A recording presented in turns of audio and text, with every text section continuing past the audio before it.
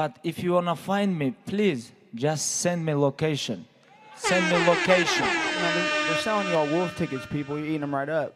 Hey, pussy, are you still there? I back. Trust me, I back. But I'm not impressed by your performance. You'll do nothing.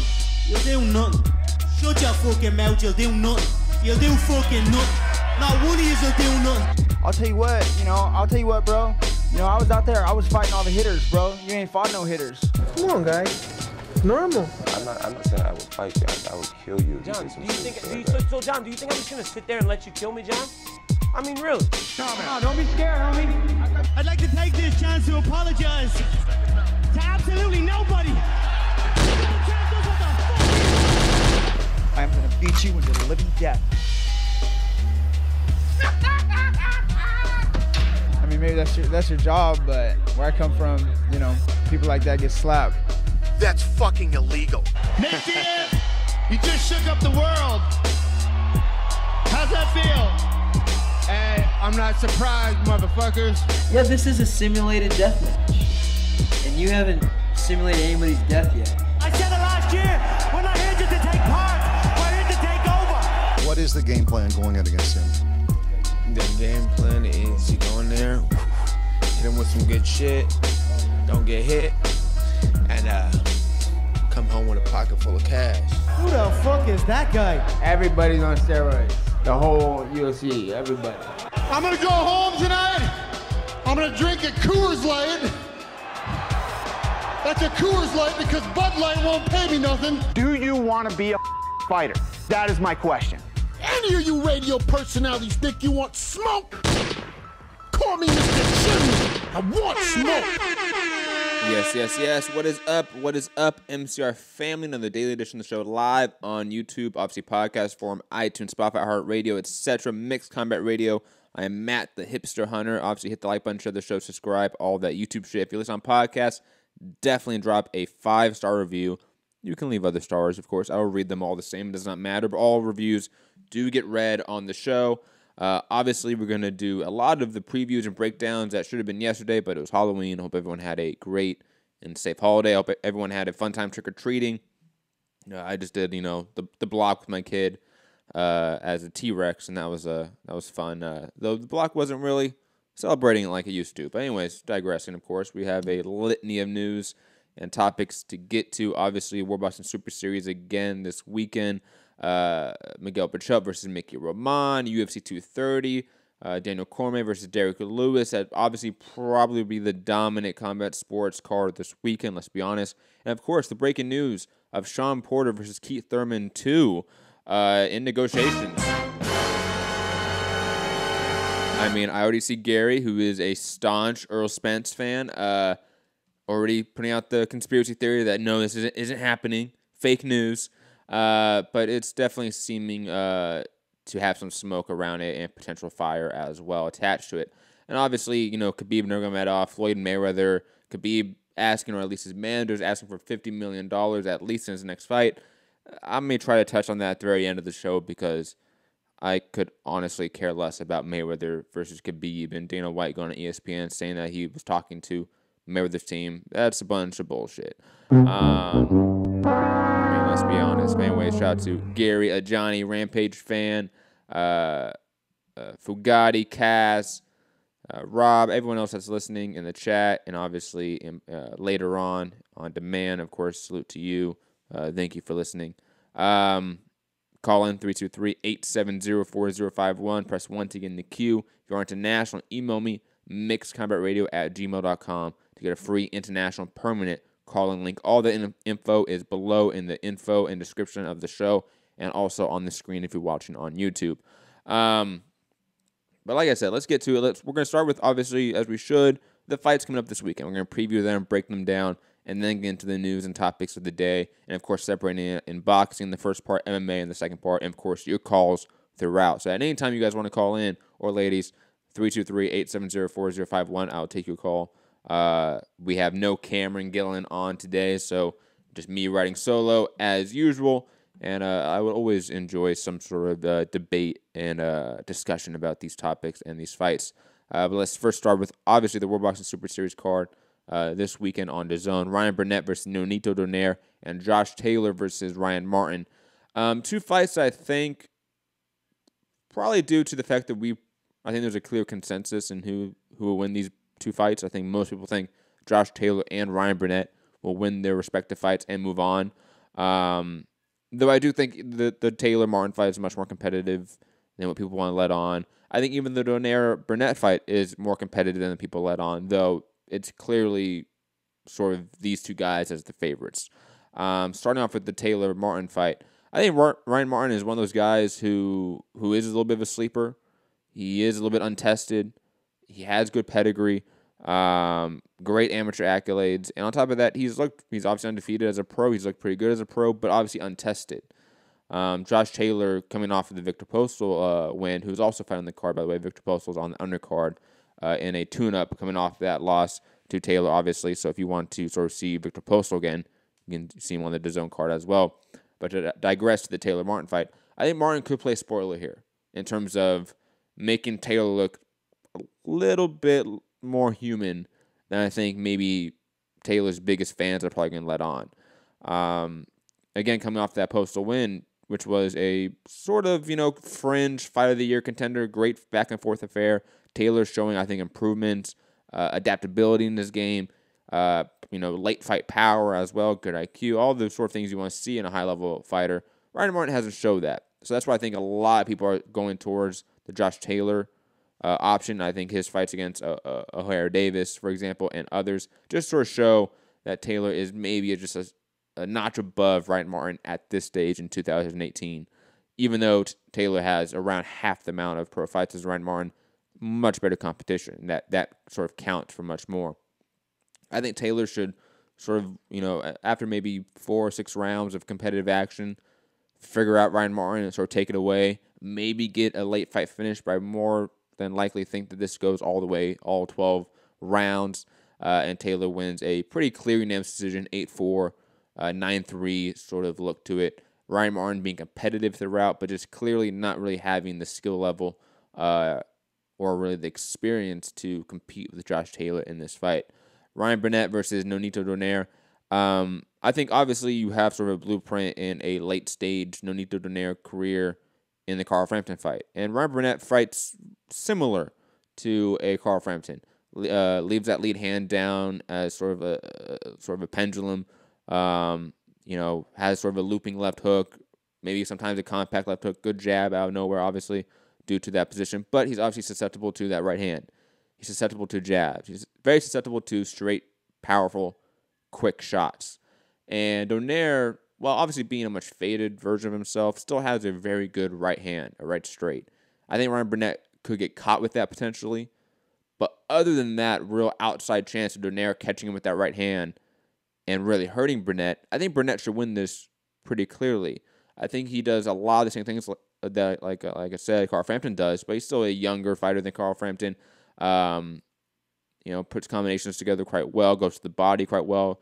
Good on the inside, good on the outside, good on the mid-range, really comfortable everywhere as well. Has shown durability. When he fought Zanat Zakakov, it just showed that he was elite. It did.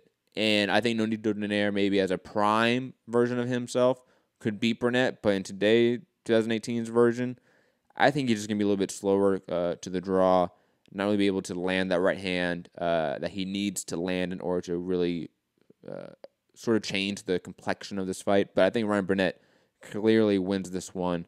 Unanimous decision, probably again 9-3, maybe 10-2 sort of fashion. I think Donaire is going to be a fun fight because Donaire is always predominantly in fun fights, and so is Burnett. But clearly there's one guy that is just better at this stage of his career at everything. Better jab, better fundamentals, better combination work, better power, better speed, better explosion. You seriously go down the checklist, and Burnett sort of checks off everything more than Donaire at this point. Again, if this was 2014 Donaire, 2013 Donaire, maybe it's different. But it's 2018, and things have changed quite a bit since then. And Donaire plus with the weight cut coming down to 118, since you fought Frampton at 126, those are all major concerns in terms of X factors. You really can't pick Donaire in this matchup. Moving on to the next event of the weekend. Miguel Berchelt versus Miguel Roman, or Mickey Roman. Definitely has Fight of the Year written all over it. Two guys are all action fighters. Mickey Roman, much more of the brawling style, while Berchelt definitely has really good technical fundamental skill with behind his jab. His ability to keep the fight at range and still unleash devastating punishment. Roman much more is of the inside brawler, wanting to get in, throw combinations to the body, that type of fighter. And I think Berchelt is really going to have his way with Mickey Roman. I think Roman is just too short, too small, and plus his necessity to be on the inside and sort of unload combinations is something that Berchelt can easily deal with. I think he'll be able to catch him on the way in, catch him on the way out, keep him at bay with his jab, his 1-2, his 1-2-3, all really clean combinations and powerful combinations as well. Again, has sort of Fight of the Year, exciting fight run all over, but I think this one could be a little bit more dominant than we think. Mickey Roman, no discredit to him, but his best win is still Orlando Salido's last fight of his career. It's a guy, Mickey Roman is a guy that's 60-12, a guy that has fought everyone for years and years and years, but has lost to all those guys at the top.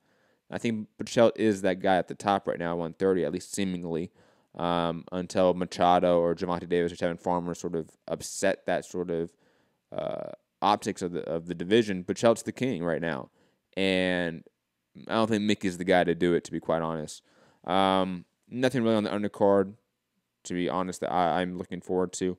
We'll move on to the Facebook watch fight. Sullivan Barrera versus Shawn Monahan. This should be brutal, in my opinion. Sullivan Barrera is a guy that is not an elite competitor in the concept of that he is a champion, world champion caliber boxer. But Shawn Monahan's a club fighter. And Barrera is a legitimate top 10 light heavyweight. And again, Monahan's entire game is predicated on sort of being a mid-range brawler in a sense. And Sullivan Barrera is much more efficient at that. He has gears. He can change it up to more of a boxing game plan if he needs to. I think his move over to Florida, I forget his head coach. I remember speaking to him and his head coach at his gym and seeing him spar. They just have a better mindset than probably what Shawn Monahan brings to it. It should clearly be a knockout win at some point for Barrera. Dennis Duglin also on the card as well. Shout out to him. Sort of, always a good guy as well. And let's get into the news of the boxing world because that is definitely sort of dominating the media sphere, the boxing fandom right now. Shawn Porter coming out and saying that him and Keith Thurman have been in negotiations for a few weeks. I'm going to read the actual quote for you guys and ladies. Right now, the mandatory is Keith Thurman. I know the negotiations got underway about 3 weeks ago, and we should know really soon whether it is going to happen and where it will take place, he told exclusively to Sky Sports. Also adds, he wants the fight, speaking of Thurman. I know for a while he said he wanted a comeback fight, and now he's saying he wants to fight me and accept the mandatory challenge. Look, I know Gary wants to come on like a rabid dog and shit on Thurman. My only interaction with Thurman recently, obviously, was quite some time ago, and his interaction with media overall has been very limited. So it's hard to sort of understand the mental space that Thurman's in. He's not a guy that goes on social media. He's not a guy that really is open to the fans like he should be, honestly. And this has always been my gripe with Thurman, is that for a guy as smart as he is, as great on the mic as he is, as great of a fighter as he is, he does so little outside of it. And I think that sort of hurts him. And for a guy that clearly has the mindset to be an ambassador to the sport, clearly doesn't want to be. However, one thing I have always taken from Thurman, and including that last time I saw him over in his gym in not Clearwater, where is it in Florida? I forget. He is clearly of the mindset that if my elbow is 100%, I will fight anyone. He mentioned Porter predominantly as the guy. Gary saying it is Clearwater. Thank you, Gary. if Thurman taking 2 years off and all this time, and again, we have no idea how much he's been training. We have no idea where he's at. Like, that's the thing. Gary, I know you're going to come on soon. I'm going to bring you on very soon as well. There's so much unknown with Keith Thurman right now. That's hard for me to sort of come in here and go, yeah, you know, Thurman's lying here, or Shawn Porter's lying here, or that this is phony, this is bullshit. It's not out of character, even though we really don't know that much about Thurman's character in a way because we see so little of it recently. What we do know, our sort of case study of it, he is 100% the guy to do this.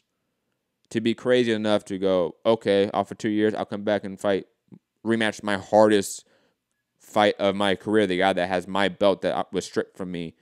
Thurman 100% has that sort of ego and chip on his shoulder. He does. It just seems like such a bad move. Like, I think we can all sort of agree that Thurman really, like, peaking fought Porter in the first fight, right? Like, that was a peaking Keith Thurman, I would say. And that was a tough fight. One that I know some people, not me, thought Shawn Porter won. Fight of the year contender, etc. You can sort of name off all the accolades that fight produced. It's because of how difficult the fight was. Thurman coming off a 2-year layoff, elbow surgery, his headspace not really being in the sport, it's seen for maybe most of it, obviously, in this 2-year absence. Him playing the flute in Japan, getting married, whatever he's doing in Nepal, wherever he's at.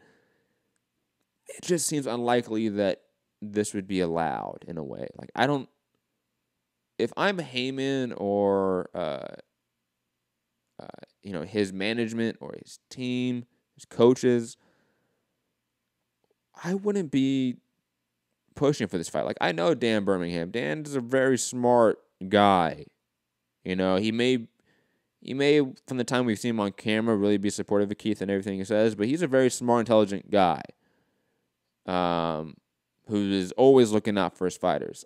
That's my one sort of hang-up, is that I 100% see Keith Thurman wanting this fight, especially if his elbow is 100%, and taking 2 years off of the surgery he had leads me to think that his elbow is 100%. If he came back off of 6 months, I can see why you take a tune-up. It's a 6-month recovery off of surgery on a major, major joint for boxing. 2 years, maybe it's all good. Maybe it's 100%. Maybe you've been training with it a lot. It feels great. But his team, the people around him, I don't understand how they would be in favor of this. If it does happen, and again, I don't discount that there have been, I don't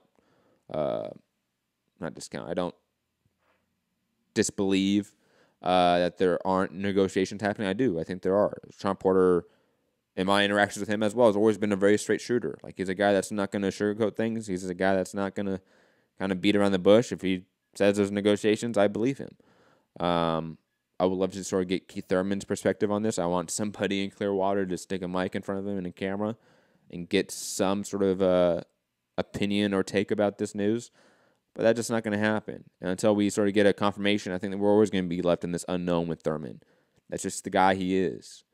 He is always sort of on the peripheral of the sport in terms of media awareness, even though his talent does not really equal that. His talent far outseeds how much attention he gets or wants, let's be honest. I'm going to go to Gary in Dallas, who obviously is the resident Earl Spence fan, and I probably shouldn't have framed the call that way, but it's funny. Gary, how you doing? I'm doing well, man. I'm chomping at the bit here to get on my boy Keithy Poo. So are you? What do you think differently than I do? Because obviously you heard my point about it. What do you differ in opinion about what I said? What I stated? Okay. And I didn't get all of what you said because I was building my anger towards Keith Thurman up in my head. I was getting ready for the moment because of my strong dislike for Keith Thurman. I don't think Keith Thurman's going to take this fight or any fight. It's been the same thing with, like, you think this fight, I agree with you that perhaps there's been some negotiations. Perhaps Keith Thurman has said he's been interested in the fight. I don't doubt any of that. But it's like the girl who you met when she was drunk. and then she sees you sober, you call her back, and you're like, yeah, maybe we'll hang out sometime soon. And she has no intention of ever hanging out with you. That's what Keith Thurman is doing right now. Like, yeah, I'll fight Shawn. Yeah, let's talk about that. But he has no intention of making that fight. Look, and Gary, you're the mindset that he just doesn't want to fight, period, right? You think he's just retired and doesn't want to state that he's retired. Correct. I'm not going to completely argue against that. I mean, if there's one guy to just all of a sudden in his prime get married and just never be around boxing again, Keith Thurman is 100% the guy to do that. So I can see why you think that. Do you think the fight's going to happen? Do you think that there is an actual chance, like a realistic chance that this fight can be made in, let's say, the next 6 months? Like, do you think it'll be the next fight for either guy? It's a coin toss right now, in my opinion, Gary. Again, if Shawn's not the one coming out and saying this, let's say it's just a media person saying, sources telling me this, it's more of the rumor mill. It's just rumors in a way. But it's Shawn Porter coming out and saying, we've been in negotiations for 3 weeks. Like, we should know soon about what place we're fighting at. That, to me, is just, there's much more credibility with that, in my opinion. I think, again, it's a coin toss. It's 50-50 right now, in my opinion, on whether this fight happens. Okay, I think to answer your question more directly, there is a realistic chance this fight does happen next for both men. I think so. The 50-50 is a realistic.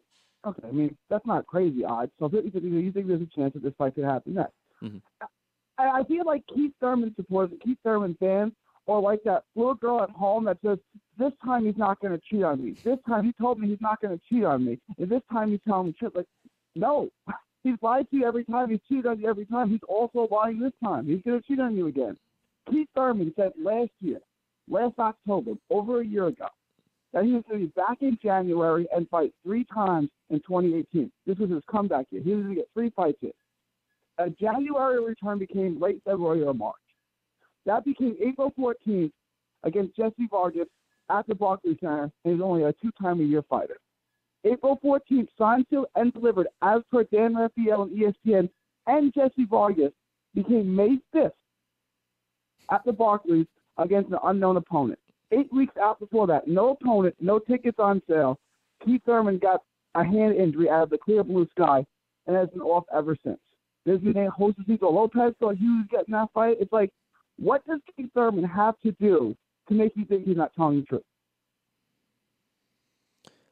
I mean, obviously, you're the mindset that Keith Thurman's just stringing everyone along. He's not being honest, or he's not being honest with us or himself. Why is it not possible that it's just all true? Like, he got a hand injury. Like, he was going to fight May 5th or whatever in Barclays, and it just didn't happen. And he's one of those guys that he's just sort of off the radar most of the time. You know, he's just not on anyone's media radar at all, to be honest. No one's going down to Clearwater to get interviews with him. No one is. Me and Ness were the last people to do that. Yeah, and that's not weird to you. I mean, like, if you were really going to come back, and there was, a unification fight between Thurman and Porter is a big fight. Wouldn't you mention that somewhere? Like, wouldn't you say something if you were? I know Keith Thurman's not huge into doing, but he does a lot of interviews. I mean, when Keith Thurman was active, he was on interviews and stuff. But, like, I don't know. Okay, so here's what I want to say about Keith Thurman. Mm-hmm. If he had, I want to compare him to Jarrett Hurd. Jarrett Hurd had a war with Arafandi Law, fight of the year type of fight. Then had a reconstructive surgery, reconstructed his shoulder, and he scheduled a fight by the end of the year. Keith Thurman had a microscopic procedure, outpatient procedure, where he's in and out of the doctor's office in the same day, in which the American Association of Orthopedic Surgeons says the recovery time is 2 weeks. Full range of motion can be back the next day. And he's been out for 2 years. Does that seem realistic to you? No, but we don't know the extent of the hand injury. Like that's Okay, that's the added part. Bruce- Like, what if he broke his hand? Because I broke my hand before, and that took a long time to heal. He said it wasn't a broken hand. He said at the Porter Garcia fight that it was a bruised bone, and there's nothing you can do about it. He's right. If it's a bruised bone, then there's no surgery. There's nothing you can do. You just have to rest it until the heal. You're right. Until the swelling goes down. You're right, Gary. That typically takes 2 to 3. Gary, you're right. There's no way I can argue against it. Like, from a factual standpoint, like, you have much more of either circumstantial evidence or whatever evidence you have it on your side. It's just clear. When I said 50-50, this fight could happen. The other 50 is he just doesn't fight again.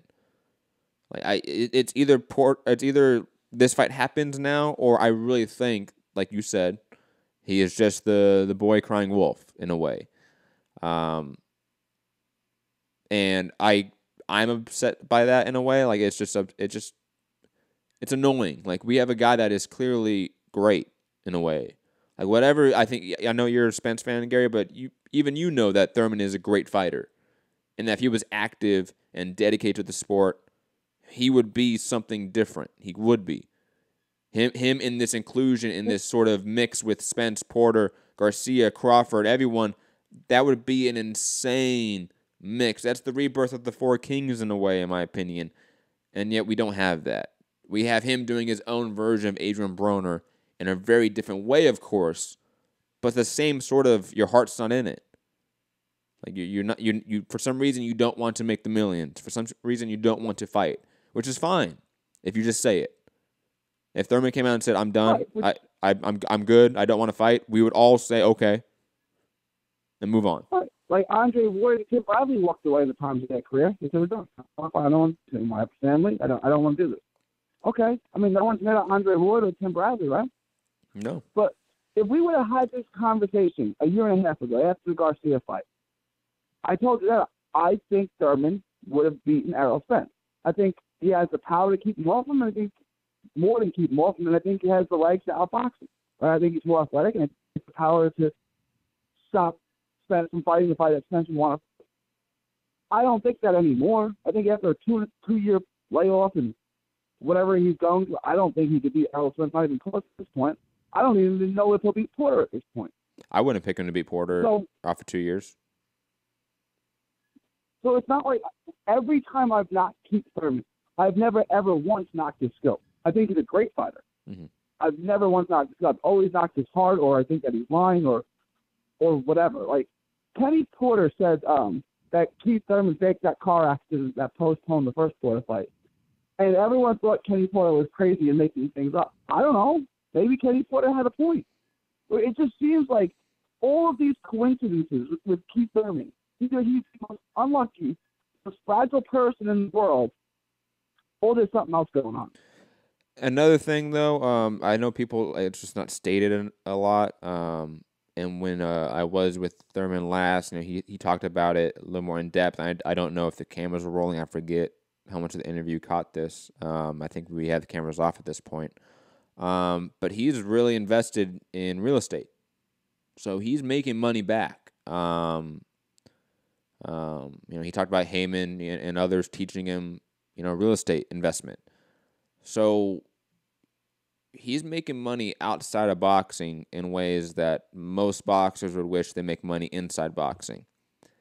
And whenever, like what's the old term? Like, it's hard to get up in the morning with silk sheets or satin sheets. Like, Keith Thurman's making a lot of money still, not boxing. He doesn't need it. And that's hard. When you're sort of, the heart for the sport goes away, it's hard to get that back. And it's just unfortunate in a lot of ways. Right. I'm from Texas, and we had a running back named Ricky Williams who plays for the Dolphins and the Saints and stuff, and he was one of the best running backs in the league. He's the same kind of guy that Keith Thurman was. Right? That's a great comparison. That's a great comparison, by the way, is Mickey Williams. Great comparison. And he just kind of said, "No, I don't really want to do this anymore. I'm rich. I have enough money. I never need to work again. I kind of want to smoke weed in China." Okay?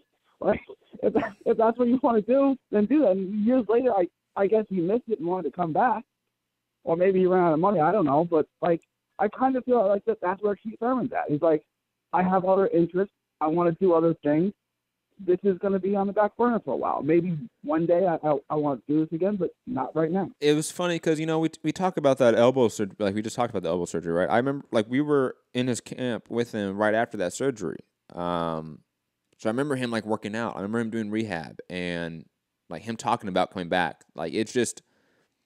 And obviously, at the time, he had just recently gotten married as well. He was talking a lot about his new wife, obviously, over the moon about it. As it should be. And again, I think the Mickey Williams comparison is really apt in almost every way. Thurman's a guy that enjoys, the little bit of the hippie side of life. He plays the flute in the park. Like, let's not be coy about it. We know what Thurman's a little bit of a hippie. He's a Florida hippie. And, his dad was that way. He talks about it all the time. Like, he is just a different person. And whenever you have that sort of different people, like the really super creative person, the artist in a way, they're at a different wavelength. And us as the consumers or the fans or the media, we just want the best of the sport. And Thurman's not really caring about that at this point. Like, that's not a priority for him. Which is fine. Yeah. But then, just like Andre Ward, Tim Bradley's like, I don't want to do this right now. Like, I've had a great career. I fought all these years to provide for my family. I can do that now, and I don't feel like doing this right now. But just say that. Like, lots of other fighters have done that. Yeah, but, I mean, Gary, even if, let's say, the fire's gone in a way, when you're an ultra competitor and you left undefeated and unified champion, there's always going to be part of you that wants to come back. Like, how many retired boxers that are really retired now? So we'll say that, every once in a while I'll get the itch, but obviously I'm 55, 60 years old, so that can't happen. Like, that itch never really goes away for an ultra high-level, world-class competitor, in my opinion. Just like Kobe. Like, Kobe still talks about, like, he wants to, that's why he goes and, like, trains younger guys now, because he still has that itch, and that's how he gets it off competitively. I think Thurman just still has that itch in a way, but the fire's not really there to motivate him to scratch that itch in a way. That's again, I really don't have much else to say about Thurman because this is still new. It's Porter is the one saying this. We really haven't heard anything from Thurman yet about this. And I really hope it happens. Like, that's the thing. Like, I know the likelihood of it happening may not be as much of it not happening, but we all want Thurman back in the game. The sport is better with Keith Thurman in it. It's absolutely better, and that's why, like, before this 2-year layoff, I had no ill will with Keith Thurman. It's because he walked away from this division when there should have been the 4 horsemen. And if he would have just retired, I would have said fine, but it was this thing that he kept doing where I'm going to come back, and he never did, which is what made me dislike him so much. Right? Like, when he was fighting Collazo, it was Collazo, Porter, and Danny all in a row, right? Mm-hmm. I mean, you really can't ask for more than that, right? I had no problem. I like Keith Thurman to a degree. I had no problem with him, but it's this ridiculous layoff where I feel that he's lying to everyone about coming back and he has no intention of coming back, which is what really pisses me off. It's, again, it had nothing to do with Keith Thurman the fighter. I think Keith Thurman the fighter is a heck of a fighter. It had nothing to do with that. Mm-hmm. Gary, if the fight does happen, yeah. No, sorry, go. No, you go. I thought you were done. If the fight does happen, I want to see Keith Thurman back at 100%, right? It's like the Tyson Fury fight with Wilder. Like, I want to see these two fight, but is Fury all the way back, or as close to all the way back as he'll ever be? I don't know if you have to do what you get to your body, you can get all the way back, but is this as good as Tyson Fury can get? Like, if Keith Thurman comes in off a 2.5-year layoff, or whatever, 2-year layoff, whatever it is he going to be the best Keith Thurman that he can be? You know what I'm saying? Like, at this point, he probably does need a tune-up fight, and now he's not going to get one because he's I absolutely agree. I think any fighter coming off any sort of significant layoff, any sort of injury, significant loss, KO loss, all those sort of, criteria, you deserve a tune-up. Like that's the way you get a tune-up is if you hit one of those fights and those styles of fights or situations. And Thurman had 2 back-to-back tough fights, surgery, layoff. He sort of hits them all. That's why when you said earlier that if you were to pick who would win this fight off the layoff, you pick Porter. And I said absolutely Porter would win this one. I would pick him too. You can't pick a guy coming off 2 years. Like the amount of the case study we have of fighters coming back from long layoffs is not really in their favor, to be quite honest. So it just again leads me to think that this fight is either going to happen because Thurman all of a sudden has that itch and that fire, and he's ready to come back right at the throats of everyone. He wants to show everyone he's at the top, and that's a very bad move, and everyone in his team should be telling him don't do that. Or it's just PR blustering away, and it's still Thurman playing the flute somewhere. And I think it's the latter. But I guess we'll find out sooner rather than later, Agree. Gary, you have any opinions or predictions about the fights coming up this weekend? I mean, I like all the fights, but I kind of feel like we know all the winners, right? I mean, do you think any of Martin? I don't really know anything about Ryan Martin, other than that he's from Cleveland. And I love Donaire. I'm a huge Donaire fan, but I can't pick him to win. I think it'll be an entertaining scrap for a while. I think Burnett will outpass him second half. Last 3-4 rounds of the fight. Mm-hmm. But I'm a big Donaire fan. I can't pick Donaire to win that fight. And then the other fight, Burchell and did anyone think Ramon's actually going to win that fight? It should be entertaining, right? It should be a good fight, but I don't see how Burchell doesn't knock him out. Agreed. So it's like they're all decent fights, but I don't think there's any way the B-side is going to win any of them. So, Gary, you going to betray boxing and support your Texas brethren, Derrick Lewis, on the UFC 230 card? I have no idea I don't know who that is. But if he's from Texas, I'm rooting for it. It's okay, Gary. It's okay. Just look up Derrick Lewis on. Trust me, Gary. If you do not follow Derrick Lewis on Twitter or especially IG, I think it's called the Beast _UFC or the Black Beast. It is the funniest account you can follow on Instagram. Gary, thank you for the call as always, man. Right about. We're going to move on to some more news and topics and then get on to that UFC 230 card, as I stated, and the rest of the news. Addy in the chat saying, I just don't agree that he can take 2 years off and immediately get a rematch. It's not right considering how hard Ugas has worked for that number 1 spot. Ugas got some sort of gift decisions against Thomas Delorme. And no discredit to Ugas, but I would much rather see Shawn Porter versus Keith Thurman too, even with the added 2-year layoff, Thurman not being 100%, than Porter versus Ugas. Like, I think Ugas is grossly overrated as a welterweight. I think he is one note, beatable, slow in a lot of ways, predictable. I think Ugas gets a lot more credit than he probably deserves. Moving on, though, to some more news. Dylan White versus Derek Chisora. Rematch is set for, obviously, that December 22nd card in London for pay-per-view. I would like to have Cameron on to sort of talk about the UK side of it with pay-per-view and, sort of shit on that in a way, but I'll do that. I feel really bad for the UK audience. Obviously, the US audience is getting it in a way, too.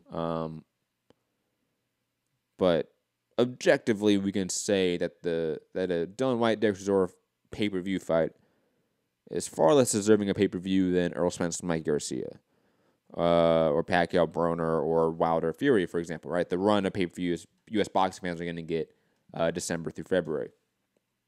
The UK run seems a little bit more haphazard, poor, subpar. You can sort of pick the adjective you want. The Tony Bellew, Usyk pay-per-view, that makes sense, even though it's not probably going to sell the most. You have Tony Bellew, who's a relative name. Usyk, who, credit to Usyk, is probably a top 3 pound-for-pound fighter in the world. The first unification fight in, I think, UK boxing history on its soil. So I can understand that being pay-per-view. Absolutely. Even the Josh Warrington Carl Frampton fight, a fight that probably shouldn't be pay-per-view, but is obviously a great fight in that division, let's be honest. And obviously a great UK fight as well, and for a legitimate title. James DeGale, Chris Eubank, not so much. And again, that's still very much a rumor. I don't know if that's happening. But that sort of idea, that's not too great. Obviously, Wilder Fury as well as pay-per-view over there is what it is. And then obviously the Dylan White Derrick Chisora fight, all before Christmas. Whew. Thank God you guys in the UK didn't have to pay prices like in the US. That's all I'm going to say. Count your lucky stars that all those pay-per-views in the UK will still not equal the amount that the US fans have to do for half the amount of events.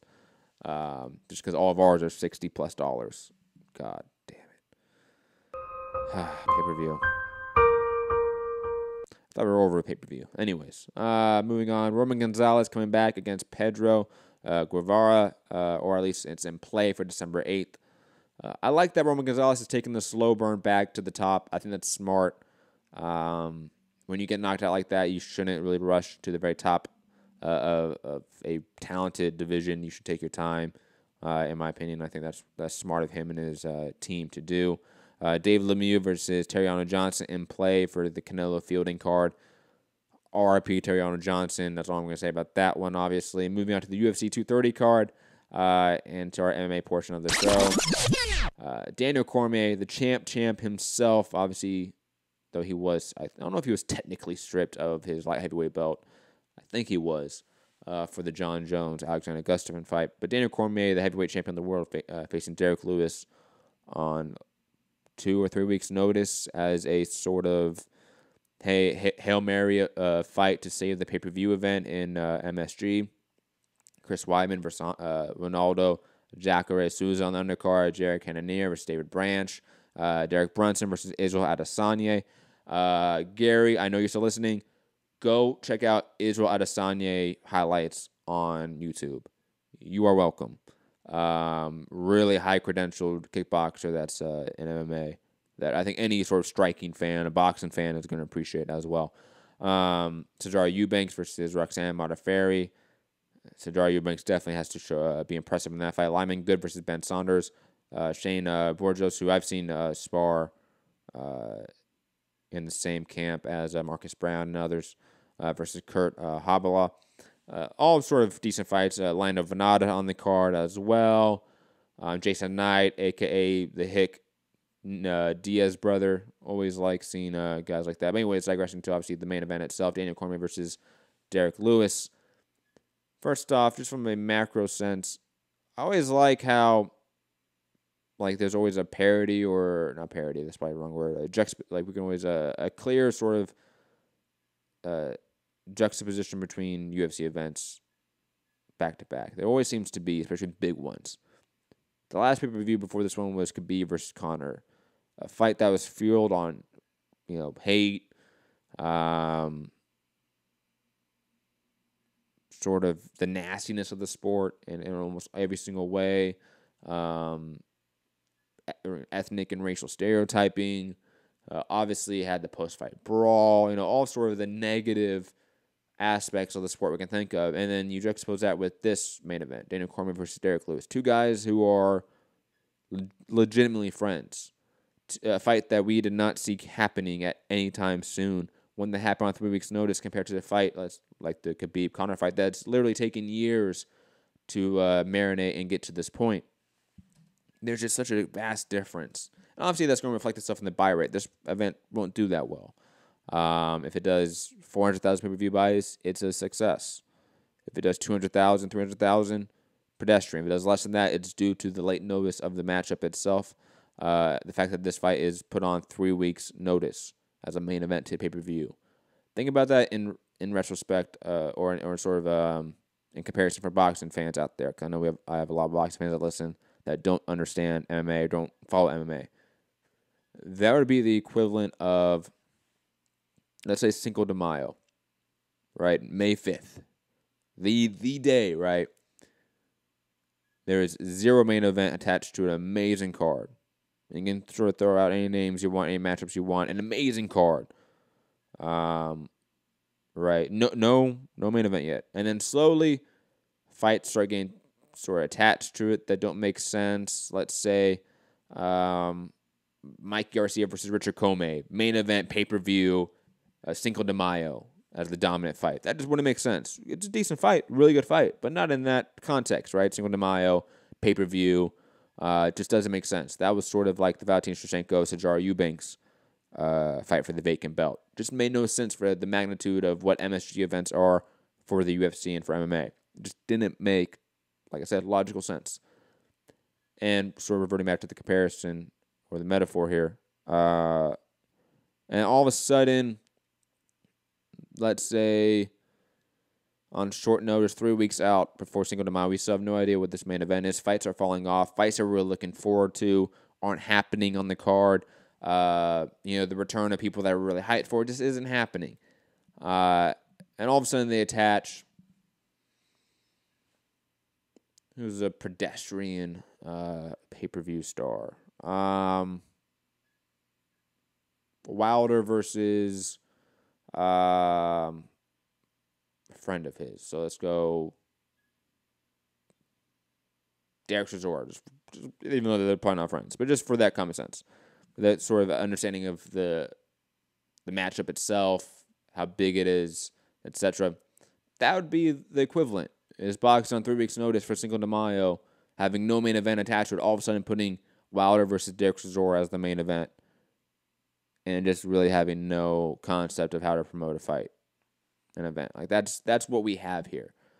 And on top of that, and more of the comparison to or juxtaposition with Khabib and Conor, Dana Cormier and Derrick Lewis, again, their biggest rivalry is over, and I use air quotes, rivalry is how Derrick Lewis clowned Dana Cormier about his Popeyes chicken commercial, and they laughed about that at press conference, and they still laugh about it. At the face-off today at the media day, which now Derrick Lewis is now sponsored by Popeyes chicken, salute to him.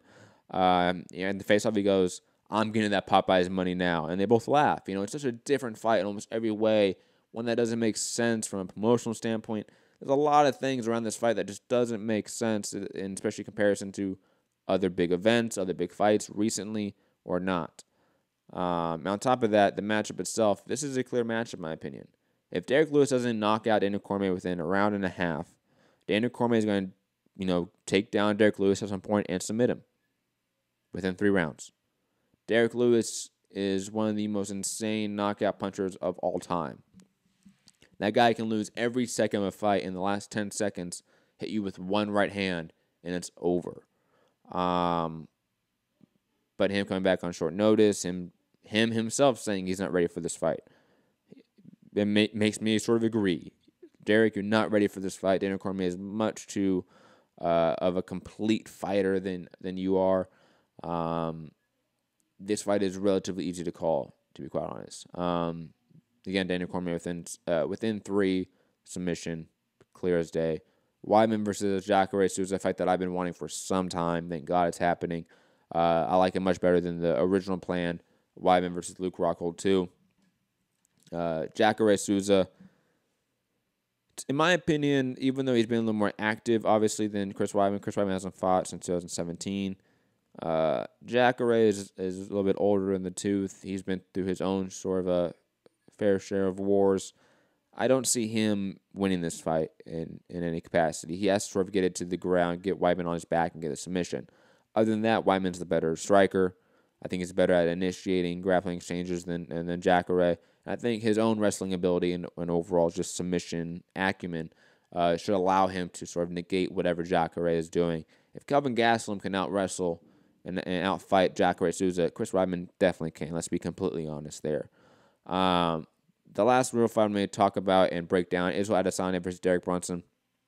One that I think is interesting. I think Adesanya, mainly due to the fact that we haven't really seen him deal with insane pressure and explosive pressure yet in the MMA world, and I think Derrick Brunson brings that. While it's not technical in any way, while it's definitely not textbook, the way he sort of just lunges at people, it's, I can see Adesanya clearly just catching him and countering him and hurting him and making it a quick early night. If Jacare Souza can do, head kick knockout Derrick Brunson, what makes us think Israel Adesanya doesn't? The only thing is the grappling. Derrick Brunson is a really good wrestler, or at least a decent wrestler in the middleweight division. Definitely a better grappler than Adesanya. And Adesanya doesn't really have the grappling acumen that Jacare had to make Brunson freeze and allow that head kick to set up.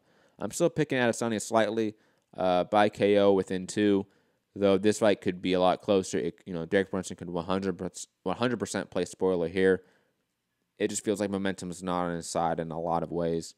And the last topic of the day before we head out, again, if you want to call in and get your points and get your predictions in, discuss, debate, anything, call in 323-870-4051. Press 1 to get in the queue. Or email me, mixedcombatradio@gmail.com to get a free international call-in link. Obviously, all this information is below on the screen or below in the show description. But last topic, obviously the Khabib Nurmagomedov news, announcement, etc. Rumor, whatever, demand, $50 million for his next fight.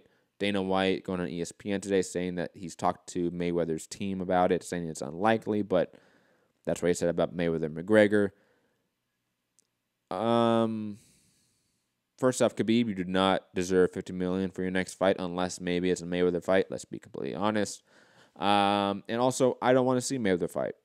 So for the love of God, please stop talking about this. Can we please stop talking about Mayweather fighting MMA fighters? I don't care about it. I really have no interest in it.